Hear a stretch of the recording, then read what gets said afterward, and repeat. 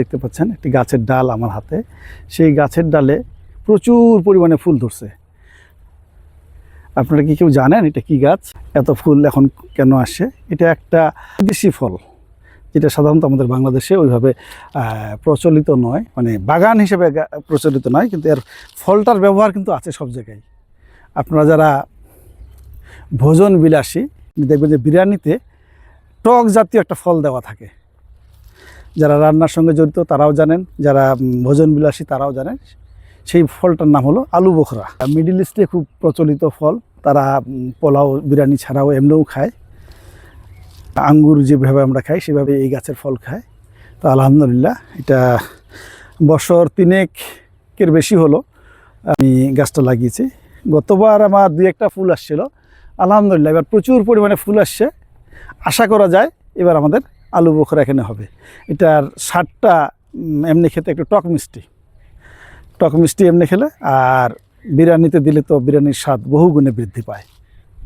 তো আপনারা যারা আলু বোখরার চাষ করতে চান বিভিন্ন জায়গায় লাগাতে পারবেন। পুকুরের পাড়ে এমনি ফ্রেশ জমিতে 2-4টা গাছ লাগালে পরে আপনার আলু বোখরা পেলে পরে এটার খাদ্য গুণ অনেক বেশি, ভিটামিন সির পরিমাণও অনেক বেশি, এবং খুবই মানে রান্না করে যখন আপনি পোলাওতে দিচ্ছেন পোলাওয়ের স্বাদ বহুগুণে বৃদ্ধি করে দেয়। তা আসুন আমরা বিভিন্ন প্রকার বিভিন্ন মৌসুমের ফসল যদি লাগাতে পারি, তাহলে আমরা দেখা যাবে যে বছরের 12 মাস সব সময় কোনো না কোনো ফল খেতে পারতেছি। বিশেষ করে যারা বাগান করেন, বাগানের শখ আছে, ছাদ বাগান হোক বা জমিতে বাগান হোক, হ্যাঁ, তাদের প্রতি আহ্বান থাকবে আসুন আপনারা বিভিন্ন রকমের ফল গাছ লাগান। সেই সাথে আপনারা আলু বোখরা নিঃসন্দেহে লাগাতে পারেন। আলু বোখরার বাজার মূল্য কিন্তু অনেক। 1 কেজি আলু বোখরার দাম কিন্তু 1000 টাকা। আপনারা ছাদ বাগানে অথবা এমনি বাগানে কোনায় 1-2টা গাছ লাগালে পরে এখান থেকে যে আপনি ফলটা পেলেন, আপনারা বাণিজ্যিক হারে না হলে পরে আপনার পারিবারিক যে পুষ্টির চাহিদা সেটা কিন্তু এই ফল থেকে আপনারা পূরণ করতে পারেন। সেই সাথে আমি আহ্বান জানাবো যারা বিভিন্ন জায়গায় ঘুরতে পছন্দ করেন, আমাদের রাসায়নিক মুক্ত খামারে আপনারা আসেন।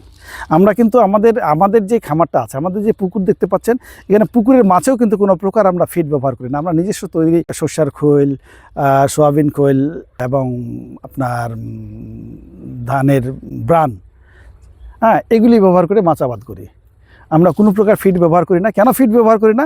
ফিডের ভিতরে কিন্তু দেওয়া আছে হরমোন এবং অ্যান্টিবায়োটিক, যেটা আমার স্বাস্থ্যের জন্য ভয়ঙ্কর, খুবই ভয়ঙ্কর। আমাদের সাথে থাকার জন্য আপনাদেরকে ধন্যবাদ।